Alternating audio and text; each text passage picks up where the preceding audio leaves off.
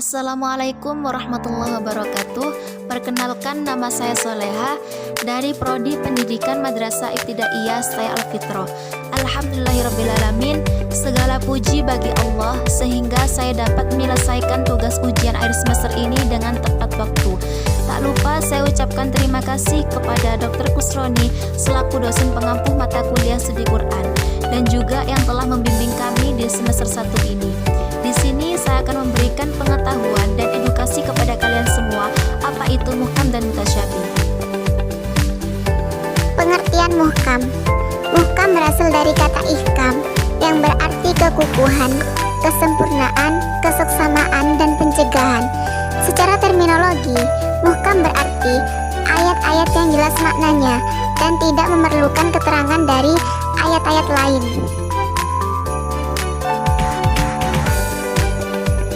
Mutasyabih. Mutasyabih adalah ayat-ayat yang belum jelas maksudnya dan mempunyai banyak kemungkinan takwilnya, maknanya yang tersembunyi dan memerlukan keterangan tertentu atau hanya Allah yang mengetahuinya. Jadi, ayat muhkam adalah ayat yang dapat diketahui dengan gamblang, baik melalui takwil ataupun tidak. Sedangkan ayat mutasyabih adalah ayat yang dapat diketahui Allah seperti kedatangan hari kiamat, keluarnya Dajjal, dan huruf-huruf muqatta'ah atau al-sunnah. Macam-macam muhkam. Allah Azza wa Jalla berfirman, Alif Lam Ra, kitabun uhkimat ayatu thumma fussilat min ladun hakimin khabir.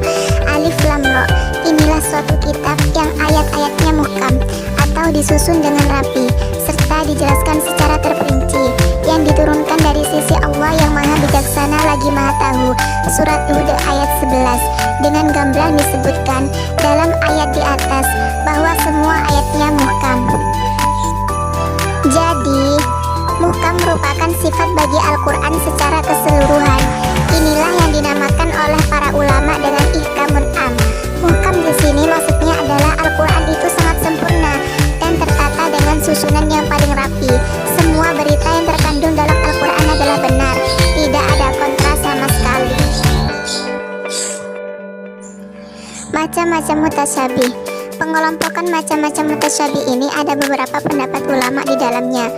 Seperti pada Imam Asy-Syibti menuliskan bahwasannya al-mutasyabih itu ada 4 macam. Yang pertama, al-mutasyabih al-hakiki. Al-mutasyabih al-hakiki adalah bagian dari Al-Quran yang mana kita tidak dapat memahami maknanya. Bahkan seorang mujtahid pun saat menelitinya tidak bisa mendapatkan maknanya yang muhkam.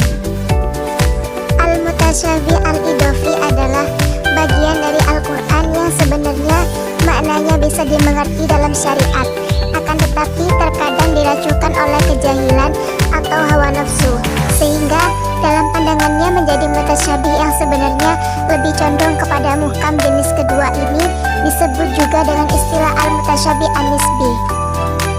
Yang ketiga, al-mutasyabih dalam istinbat hukum, bukan pada ayat atau dalilnya, akan tetapi pada ilahnya. Contoh, ayat tentang haramnya bangkai dan halalnya hewan yang menyembelih secara syar'i sangatlah jelas. Namun timbul syubhat saat kedua daging tersebut tercampur, apakah halal untuk dikonsumsi atau menjadi haram. Yang keempat, mutasyabih majazi.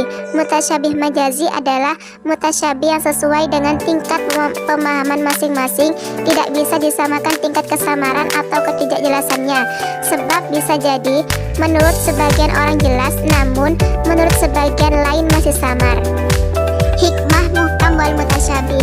Hikmah ayat muhkam yang pertama, menjadi rahmat bagi manusia, khususnya orang kemampuan bahasa Arabnya lemah. Yang kedua,